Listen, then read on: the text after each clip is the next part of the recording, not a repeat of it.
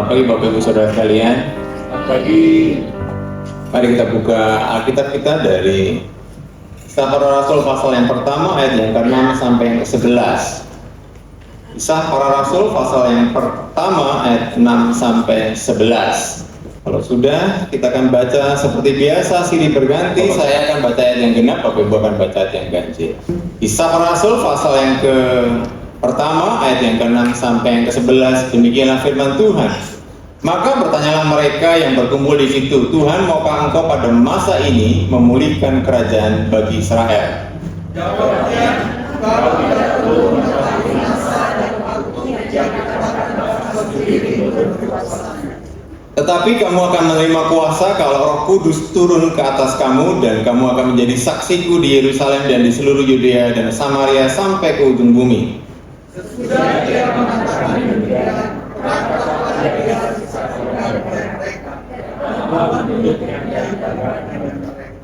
ketika mereka sedang menatap ke langit, waktu ia naik itu, tiba-tiba berilah dua orang yang berpakaian putih dekat mereka. Dan berkata kepada mereka, ayo Yesus ini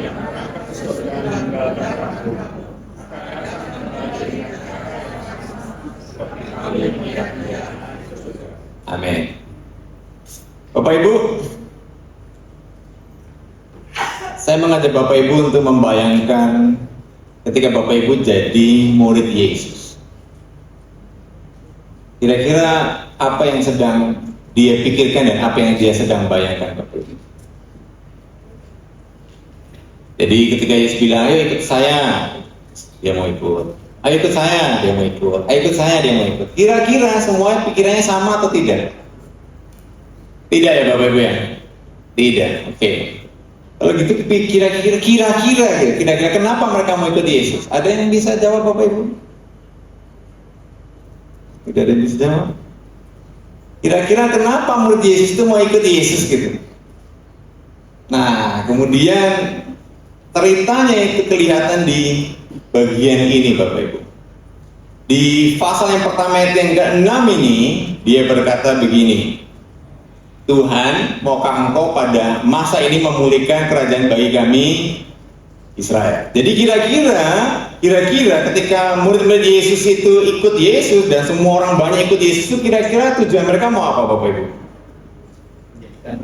Menjadikan raja. Oke. Jadi karena mereka di bawah pemerintahan Roma, mereka sedang dijajah Roma, mereka ingin merdeka, dan ketika ada orang yang mau jadi pemimpin, itu kemudian, wah ini kayaknya nih, ini saya bisa nih sama-sama satu jalan dengan dia untuk melepaskan dari penjajahan Roma. Oke. Nah, sekarang kita baca lagi Bapak Ibu. Kalau Bapak Ibu sekarang ini jadi mereka, apakah Bapak Ibu juga akan berkata begini, Tuhan, maukah Engkau pada masa ini memulihkan apa yang Bapak Ibu mau pulihkan? Nah, jadi Bapak Ibu lihat kanan kirinya dong. Lihat kanan kirinya. Lo ngapain di sini?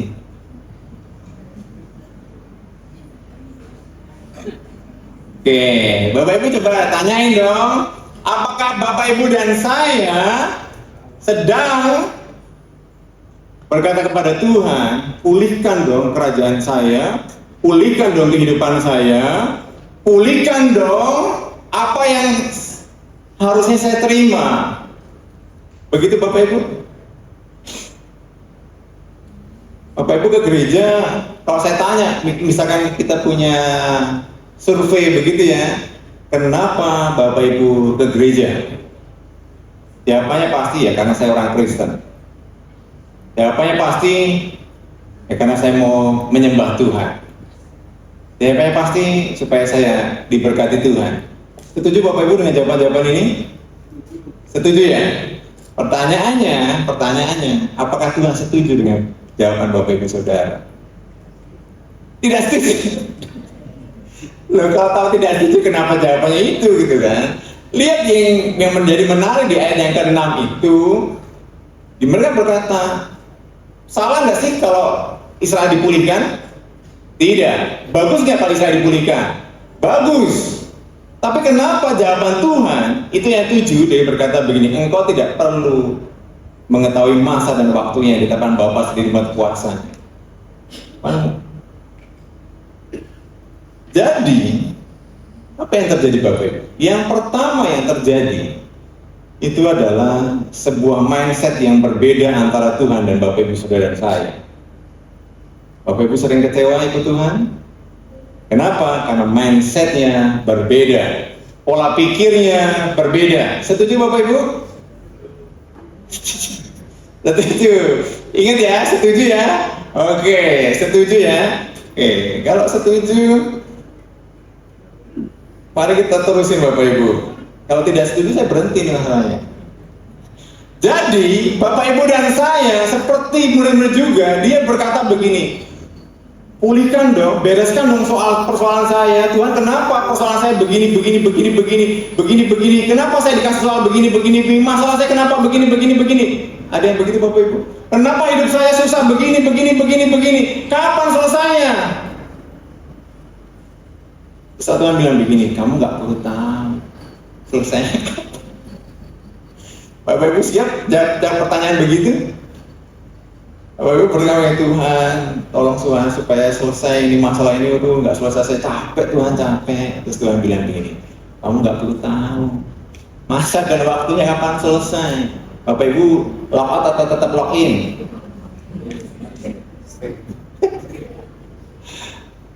Tetap stay? Yakin? Puji Tuhan. Bapak Ibu ternyata ada mindset yang berbeda karena Bapak Ibu dan saya itu apa? Punya mindset dunia dan Tuhan punya mindset surga. Dan hari ini mari kita ubah mindset kita from earth to heaven. Jadi apa yang Bapak Ibu dan saya kerjakan? Memindahkan pola pikir yang dari sana. Bapak Ibu, kenapa sih Tuhan Yesus datang ke dunia ini? Untuk apa? Untuk menyelamatkan Bapak Ibu dan saya. Betul ya? Jadi Tuhan mau konsep itu Bapak Ibu bawa kemanapun Bapak Ibu pergi. Jadi bukan untuk Bapak Ibu hidup bahagia di dunia ini, bukan Bapak Ibu terus hidupnya nyaman-nyaman, bukan. Tuhan mau Bapak Ibu punya mindset yang sama dengan Tuhan, menyelamatkan dunia ini, memenangkan orang banyak. Jadi Tuhan sekarang mau memberi tongkat estafetnya buat Bapak Ibu saudara. Bapak Ibu mau terima tongkat estafetnya Tuhan? Mindsetnya mau diberikan buat Bapak Ibu saudara sekalian nih. Begitu kan? Jadi Bapak Ibu yang punya agenda siapa? Setuju? Janganlah Pak, saya juga punya agenda Pak, saya harus beres Pak. Atau Bapak Ibu mau terima tongkat estafetnya Tuhan dan berkata, saya mau terima tongkat estafet Tuhan dan saya mau melakukan agenda Tuhan. Jadi kalau Bapak Ibu terima tongkat estafetnya Tuhan, Bapak Ibu sekarang akan berdoanya begini, bukan lagi kapan masalah saya selesai, tetapi bagaimana? Bagaimana kehendak Tuhan bisa saya kerjakan melalui masalah yang sedang saya hadapi. Sanggup Bapak Ibu? Wah, ini dia nih. Waduh, Pak boleh khotbah yang lain nggak? Saya juga nggak pengen begini nih Bapak Ibu. Ternyata berat Bapak Ibu. Bapak Ibu, saya bukan superhero yang begitu saya bisa bicara langsung bisa melakukannya. Perjuangannya berat banget Bapak Ibu. Karena ini bukan tentang kita, tetapi tentang Tuhan. Yesus mengajarkan Bapa ketika dia melakukan segala sesuatunya, dia selalu berkata begini, ini saya melakukan kehendak Bapa, ini saya melakukan kehendak Bapa. Kehendak dia apa? Tapi Bapak Ibu dan saya sering punya mindset bahwa saya harus hidup senang, bahagia, semuanya nyaman, semuanya baik, semuanya beres tentang siapa? Saya. Bapak Ibu, hari ini kita harus mengubah mindset kita. Yesus naik ke surga, Bapak Ibu dan saya punya mindset surga.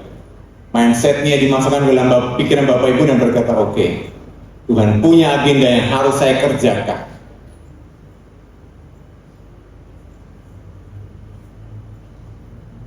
Yang kedua,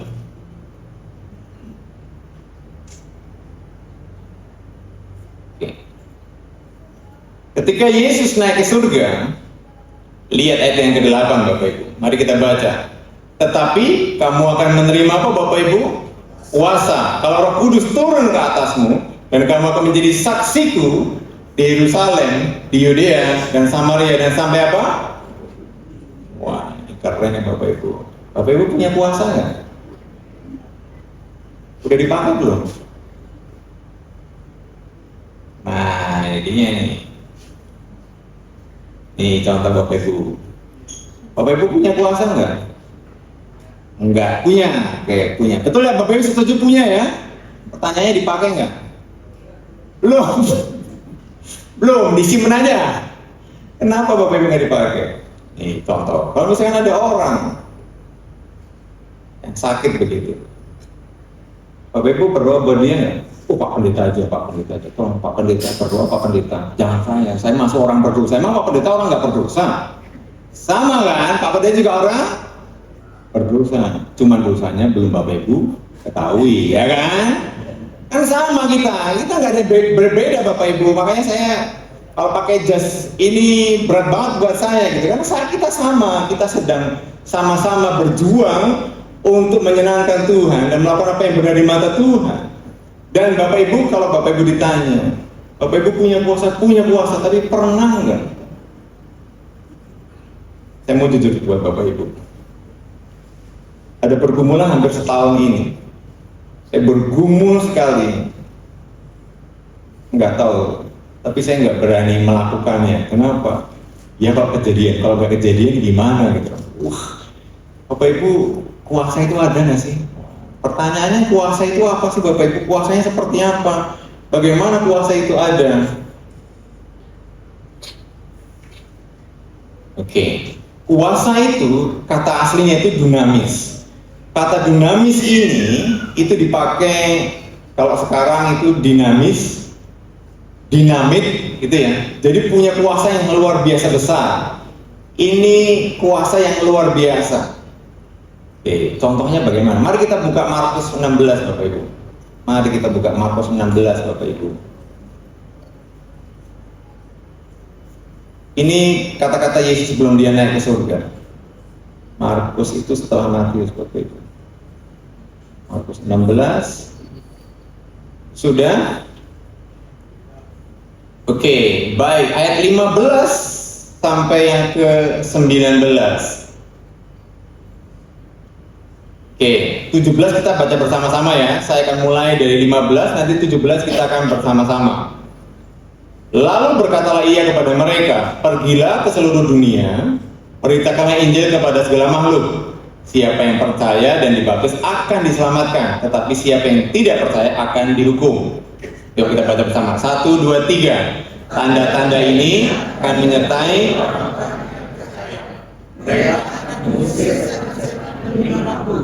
mereka akan berbicara. 18.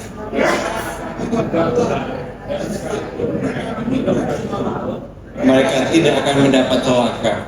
Mereka akan meletakkan tangan atas orang sakit dan orang itu akan sembuh. 19 Tuhan berkata begini, sesudah Yesus berbicara demikian kepada mereka, terangkatlah ia ke surga, lalu duduk di sebelah kanan Allah. Jadi powernya apa Bapak Ibu? Wah ini pasti bukan saya ini. Ayat 17 itu berkata bagaimana? Tanda-tanda ini menyertai Bapak Ibu dan saya orang percaya. Maka Bapak Ibu akan apa Bapak Ibu? Mengusir. Nah, jadi kalau saya tanya diusir atau permisi Bapak Ibu? Biasanya orang-orang lewat kuburan itu permisi gitu kan. Kenapa permisi Bapak Ibu? Maaf jangan diganggu, saya juga akan ganggu gitu. Aduh Bapak Ibu. Saya tanya di bawah. Oke? diusir, jangan dipelihara di rumah supaya nggak ganggu Pak. Ya karena nggak ganggu itu diusir. Oke, saya ingat sekali ketika saya cerita ini di depan kelas, saya bilang, kalau kamu tidak takut sama setan, terus setannya nakutin kamu dan kamu nggak takut, yang bego siapa? Setannya kan, betul nggak? Bapak Ibu nonton agak lain nggak? Nonton agak lain kan? Waktu ada 2 orang masuk ke dalam rumah hantu itu, terus setannya nakut-nakutin, terus yang ditakutin bilang, lu siapa? Lu apa gitu kan? Bapak Ibu, setannya orang Indonesia itu semuanya catat kan? Nggak ada yang utuh, coba aja lihat. Dan kalau Bapak Ibu takut dengan setan, itu sesuatu yang aneh. Harusnya Bapak Ibu dan saya harus lawan setan. Diusir, disuruh keluar dari rumah, dimanapun Bapak Ibu berada, usirlah setan demi nama Tuhan. Dan Bapak Ibu punya kuasa untuk itu. Ini tandanya. Kemudian Bapak Ibu akan berbicara dalam bahasa baru buat mereka. Wah, ini dia ini. Mungkin perlu kita coba. 18, memegang ular. Wah Pak, memegang ular Pak. Istri saya takut banget sama ular. Memegang ular. Bapak Ibu pernah pegang ular? Pernah ya? Oke, di Taman Safari bisa dipegang ular. Sekalipun mereka minum racun, nggak mau. Ini bukan debus ya Bapak Ibu, ini bukan debus. Ini bukan, wah karena saya orang Kristen, mana racun saya minum, mati Pak. Saya jamin Pak, mati Pak. Terus kapan ini berlaku? Kapan ini berlaku Bapak Ibu? Ketika Bapak Ibu dan saya sedang on duty, sedang dalam misi Tuhan, sedang memberitakan firman Tuhan, Bapak Ibu akan mengalami mujizat yang luar biasa. Power itu akan terjadi Bapak Ibu. Saya ingat sekali ketika cerita Bapak saya. Ketika Bapak saya jadi saksi dulu, ketika dia kuliah di Semarang, dia harus ke rumah-rumah untuk memberitakan Injil. Dia ketemu banyak orang. Nah, satu ketika dia masuk sebuah rumah, dia memberitakan Injil, kemudian disuguhi minuman Bapak Ibu. Ini cerita Bapak saya. Disuguhi minuman, dan kemudian tuan rumah itu mempersilahkan minum itu, dan kemudian ketika gelasnya itu dipegang, gelasnya pecah Bapak Ibu. Gelasnya pecah, semuanya berantakan begitu. Terus bapak saya dan temannya minta maaf karena gelasnya pecah. Tetapi tuan rumah itu akhirnya berkata begini, Bapak punya ilmu apa? Kita nggak punya ilmu apa-apa. Kenapa? Dia akhirnya percaya Tuhan Yesus. Kenapa? Karena di gelas itu ditaruh racun. Dia tidak suka dengan berita itu. Dan itu kejadian Bapak Ibu. Ada kuasa yang terjadi, tetapi bukan begini Bapak Ibu, ini ada racun, nggak apa-apa, Bapak Ibu bisa minum nih, kan saya orang percaya, mati Bapak Ibu. Tapi kalau Bapak Ibu on duty, Bapak Ibu sedang dalam misi, Bapak Ibu akan dilindungi, Bapak Ibu akan diberi kuasa. Dunamus itu akan ada dalam hidup Bapak Ibu, ada diri Bapak Ibu ketika Bapak Ibu melakukan tugas Bapak Ibu, mengabarkan Injil. Bapak Ibu kalau ada orang sakit, Bapak Ibu harus bagaimana lihat itu? Meletakkan tangannya di atas orang sakit. Wah Pak Pendeta aja. Enggak Bapak Ibu, ini buat siapa? Bapak Ibu, powernya buat siapa? Semua orang Bapak Ibu. Jadi pulang dari sini Bapak Ibu, saya harap Bapak Ibu ke rumah sakit. Banyak kan orang rumah sakit itu.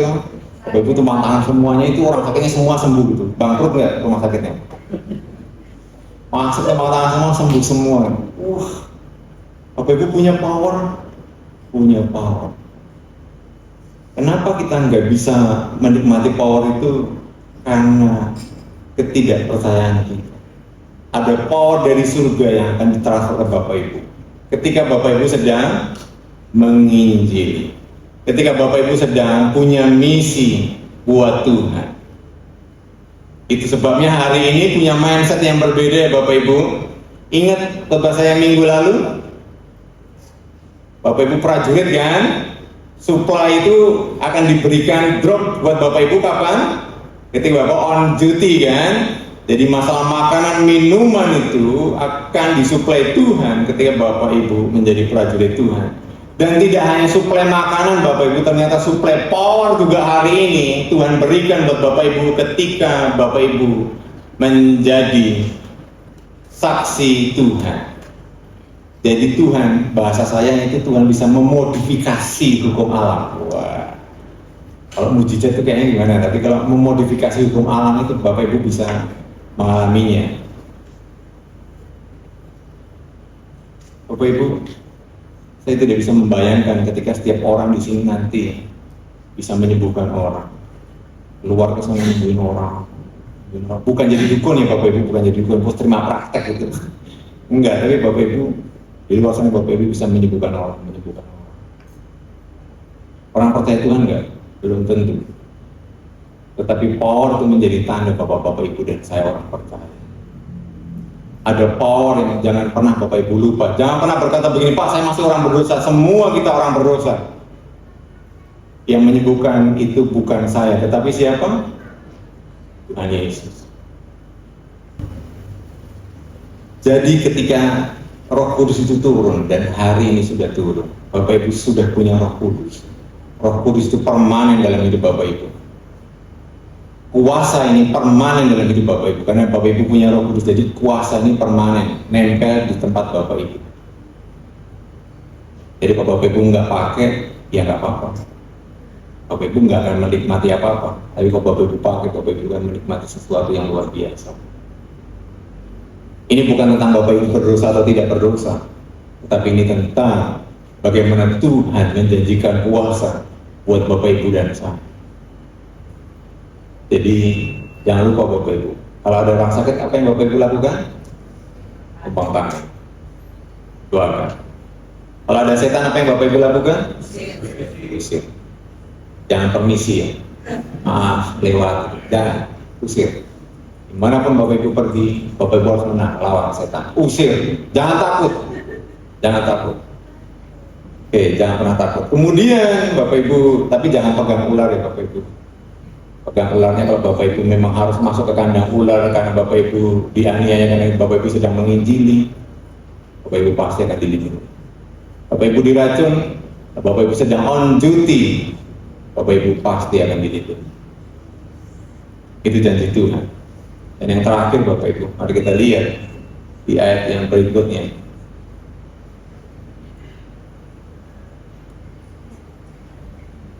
Ayat 9 Bapak Ibu. Sesudahnya mengatakan demikian, terangkatlah ia disaksikan oleh mereka, dan awan menutupi dari pandangan mereka. Ketika mereka sedang menatap ke langit, waktu yang naik itu tiba-tiba berdiri orang berpakaian putih dekat mereka dan berkata kepada mereka, "Hai orang Galilea, mengapa engkau berdiri ke langit? Yesus ini yang terangkat ke surga meninggalkan kamu akan datang kembali dengan cara yang sama seperti kamu lihat dia naik ke surga." Bapak Ibu, ini ada pertanyaan yang lucu buat saya. Yesus nanya ke langit kan ya Bapak Ibu ya. Lihat ayat 11. Ayat 11 itu orang yang berbaju putih itu berkata begini, "Hai orang Galilea, mengapa engkau berdiri melihat ke langit?" Jawabannya gimana? Kalau saya bilang sama orang yang berbaju putih itu, "Emang kamu nggak ngerti kan, saya lihat Yesus naik ke surga, mau tanya begini?" Tapi ternyata ini sesuatu yang terjadi dan mungkin dia terpaku Bapak Ibu. Bapak Ibu pernah melihat dan terpaku Bapak Ibu? Terpesona dan terpaku begitu? Ada yang pernah melihat sampai begini? Wah, pernah. Anak-anak muda itu kalau lihat sesuatu yang cantik atau yang tampan kan bisa begini. Jangan.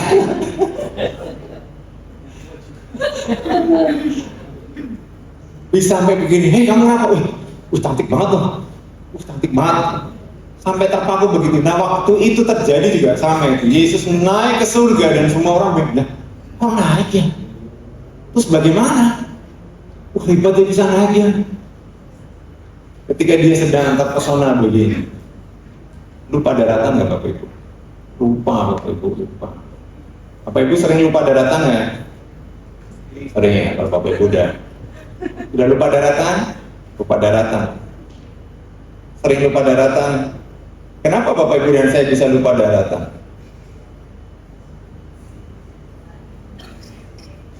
Sering kita berdoa sama Tuhan dan kita ingin hanya menikmati berkat Tuhan dan terpaku dengan berkat Tuhan yang luar biasa. Atau enggak Bapak Ibu? Bapak Ibu dan saya ingin menikmati berkat Tuhan, selalu menikmati berkat Tuhan, orang-orang begini menikmati berkat Tuhan. Terima kasih Tuhan, terima kasih Tuhan, terima kasih Tuhan. Jangan-jangan nanti habis itu malaikatnya bilang, "Weh, bangun, ayo kerja." Kenapa kerja? Ada action yang harus Bapak Ibu dan saya lakukan. Ada action yang harus Bapak Ibu kerjakan. Lihat Bapak Ibu apa action yang harus Bapak Ibu dan saya kerjakan. Ada tongkat estafet yang sudah Tuhan berikan buat Bapak Ibu dan saya. Tongkatnya harus kita bawa pergi. Tongkatnya itu apa Bapak Ibu? Berita keselamatan. Berita keselamatan itu harus Bapak Ibu bawa pergi. Kemana? Yerusalem, Yudea, Samaria, ujung bumi. Itulah lintasan yang harus Bapak Ibu lalui. Itulah trek yang harus Bapak Ibu berlari di sana, membawa tongkat itu sampai finish. Jadi Bapak Ibu jangan hanya diam-diam saja. Wah Pak, saya sudah ke gereja tiap pagi, udah cukup Pak, udahlah. Kemarin saya ketemu teman saya bilang begini, kamu kan gereja mana? Ya kalau sempat di dekat rumah, kalau nggak sempat ya agak jauh lah. Kamu nggak terikat di sebuah gereja lokal? Udahlah Pak, begini-begini aja Pak. Terus ya begini aja, jadi orang Kristen begini aja Pak, nggak usah yang aneh-aneh Pak. Gak usah terlalu setia, ya pokoknya datang-datang aja, pulang-pulang selesai. Bapak Ibu, saya mau kasih tahu Bapak Ibu. Bapak Ibu punya misi yang harus Bapak Ibu dan saya kerjakan.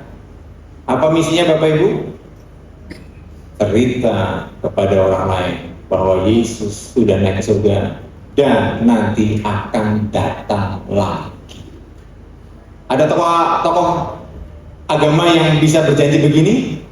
Saya pergi dulu ke surga, nanti saya datang lagi. Ada Bapak Ibu? Tidak ada. Tidak ada. Tidak ada. Hanya Yesus yang berani berjanji, saya pergi dan saya akan datang lagi. Itu sebabnya kenapa saya ikut Yesus. Kenapa? Saya ingat sekali ketika di belakang sana, saya ingat sekali Pak Oco bilang begini, ada pengharapan Pak, kita nanti ada surga. Kan saya bilang begini, kalau Yesus membawa Bapak ke neraka, saya nggak mau. Saya nggak mau. Saya maunya ke surga, itu pengharapan saya begitu. Bapak Ibu, dan ini ada janji yang Tuhan berikan buat Bapak Ibu. Satu kali kelak Yesus akan datang dan membawa kita semua. Jadi janji itu yang harus Bapak Ibu berikan buat orang lain. Satu kali kelak Yesus akan datang dan membawa kita semua.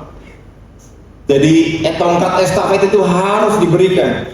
Bapak Ibu punya agenda Tuhan, jangan pernah berhenti ke gereja dan berhenti. Tetapi ketika Bapak Ibu ada di kantor Bapak Ibu, di pasar, di mana saja ketemu orang, Bapak Ibu bisa bersaksi tentang Yesus. Selalu ingat, jangan pernah membandingkan kekristenan dengan keyakinan yang lain.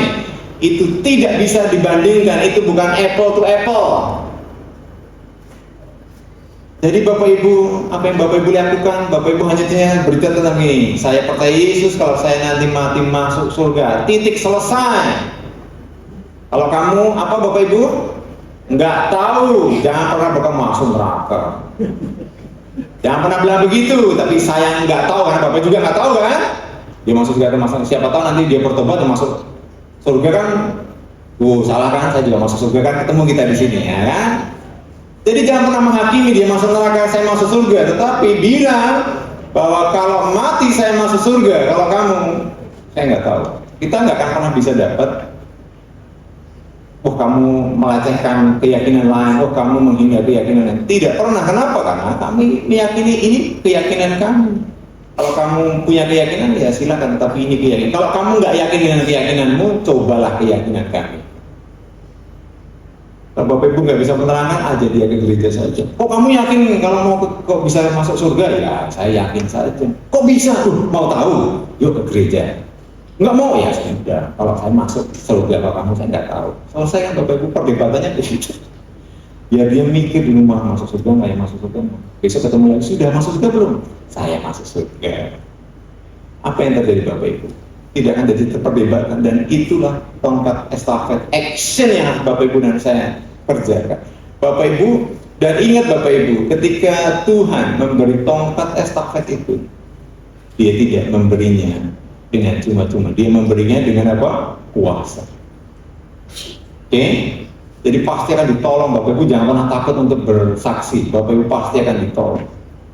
Jadi hari ini melalui peringatan kenaikan Yesus ke surga, Bapak Ibu dan saya, Tuhan memberi Bapak Ibu tongkat estafet yang harus Bapak Ibu berikan. Dan menjadi orang Kristen itu bukan membuat menara gading yang tinggi kenyamanan, tetapi Bapak Ibu harus menjadi kitab terbuka, dilihat semua orang bahwa Bapak Ibu adalah pelaku firman.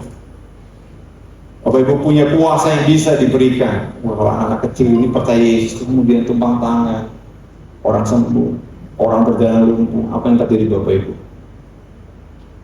Itu biasa karena kami orang Kristen. Wah, keren ya Bapak Ibu. Oh, kok bisa? Wah, itu biasa itu. Itu mainan kita orang Kristen. Bisa begitu Bapak Ibu? Yuk, kita punya action. Yang pertama, kita harus berubah mindsetnya. Bukan berkata begini, Tuhan kapan masalah saya selesai Tuhan, tetapi mari kita berkata apa yang Tuhan mau kerjakan dalam hidup saya. Ubah doanya dari apa? Minta-minta, kemudian jadi apa? Tanya. Jadi hari ini nanti kalau berdoa jangan bilang begini, Tuhan berilah saya makanan yang secukupnya, kelas rumah lantai 5, mobil Ferrari, ya, makanya secukupnya cukup lah ya, tapi tambah plus gitu kan, nggak perlu begitu Bapak Ibu, tetapi Tuhan perlengkapi saya, dan apa yang sedang Tuhan mau kerjakan, apa yang sedang Tuhan mau inginkan, saya mau lakukan buat Tuhan. Agenda Tuhan yang jalan ya, bukan agenda Bapak Ibu. Yang kedua, Bapak Ibu punya Roh Kudus yang tinggal dalam hidup Bapak Ibu. Roh Kudus itu punya power yang luar biasa, dinamos, dinamis, yang bisa membuat Bapak Ibu, memampukan Bapak Ibu melakukan hal-hal yang tidak bisa orang lain lakukan. Ada kuasa yang menyertai Bapak Ibu ketika Bapak Ibu on duty. Ketika Bapak Ibu mengabarkan Injil, jangan pernah takut nanti kalau dia tanya-tanya gimana Pak. Tenang saja, ada Roh Kudus yang bisa memberi Bapak Ibu pengetahuan.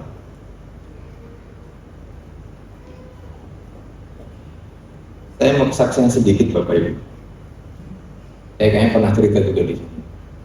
Saya mengajar di sekolah saya mengajar fisika, tapi mereka tahu kalau saya itu dosen teologi ya. Jadi satu kali saya sedang mengajar begitu, terus kemudian ada satu anak yang angkat tangan dan berkata, Pak boleh nanya nggak? Oh ya boleh, itu saya sedang mengajar fisika. Terus dia bilang, tapi nggak ada hubungannya dengan fisika Pak. Oh, tanya apa kamu? Agama Pak? Oh boleh. Wah saya semangat Bapak Ibu. Saya tinggalin dia, kamu tanya apa? Kalau Tuhan itu maha tahu, ya. Kenapa Tuhan ciptain pohon-pohon tahan baik dan buruk Pak? Kan itu namanya jebakan Batman Pak.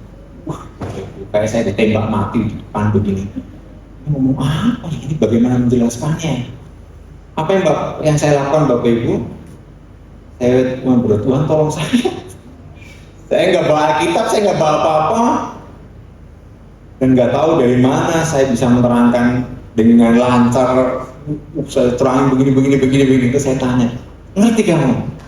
Ngerti Pak? Sudah, ada yang tanya lagi nggak? Nggak ada ya sudah.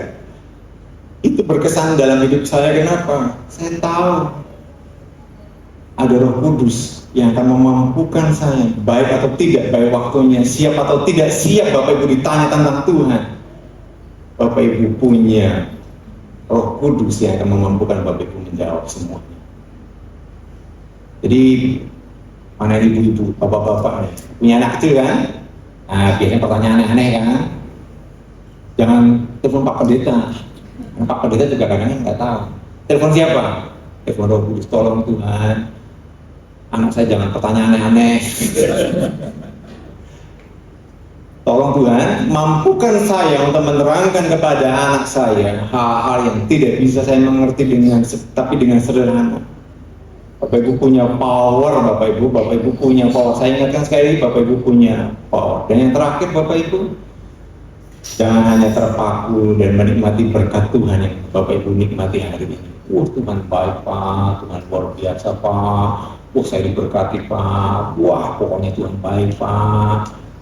Jadi Bapak Ibu sedang menatap langit kosong, menikmati berkat Tuhan. Bapak Ibu harus ingat, Bapak Ibu ada di dunia. Bapak Ibu harus melakukan sebuah aksi. Bapak Ibu sudah berapa banyak yang Bapak Ibu sampaikan kepada orang lain. Mungkin hari ini orang itu tidak akan pernah terima Yesus. Tapi satu kali ketika di surga ketemu, wih, kok di sini? Iya Pak, dulu waktu pas Bapak Injil saya belum percaya, tapi lama-lama akhirnya saya percaya. Terima kasih ya Pak. Jangan sampai kita ke situ. Nah ini nih Pak, ini nih Tuhan, ini nih dia ini yang membuat saya jadi gak karuan nih. Nggak gitu kan Bapak Ibu. Saya pikir harusnya tidak ada, tapi semua nanti di sana akan ketemu banyak orang yang sudah Bapak Ibu cerita.